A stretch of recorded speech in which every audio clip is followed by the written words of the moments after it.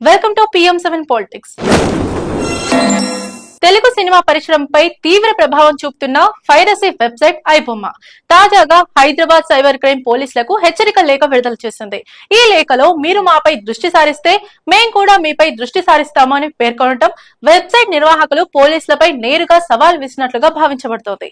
ఇటీవల Telugu film chamber of commerce ఫిర్యాదుతో Hyderabad cyber crime పోలీసులు ఐబొమ్మ, బప్పం వంటి 65 పైరసీ వెబ్సైట్లపై కేసులు నమోదు చేశారు. TFCC తెలిపిన వివరాల ప్రకారం ఈ వెబ్సైట్లు కాపీరైట్ హక్కులు గల థియేట్రికల్ మరియు OTT రిలీజ్ వీడియోలను ఉచితంగా విడుదల చేస్తున్నాయి. దీనివల్ల పరిశ్రమకు భారీ ఆర్థిక నష్టం ఎదురైందని వాపోయారు.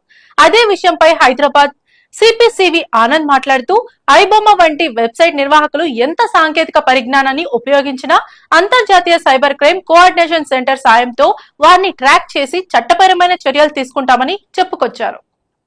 ఈ నేపథ్యంలో ఐబొమ్మ వెబ్సైట్ నిర్వాహకులు తమపై దృష్టి సారిస్తే తాము కూడా పోలీసులపై దృష్టి సారిస్తామని హెచ్చరించడం ఈ వ్యవహారాన్ని మరింత ఉత్కంఠగా మార్చింది. పోలీసులు ఈ సవాల్ను ఎలా ఎదుర్కొంటారో ఇప్పుడు ప్రతీక్షించాలి.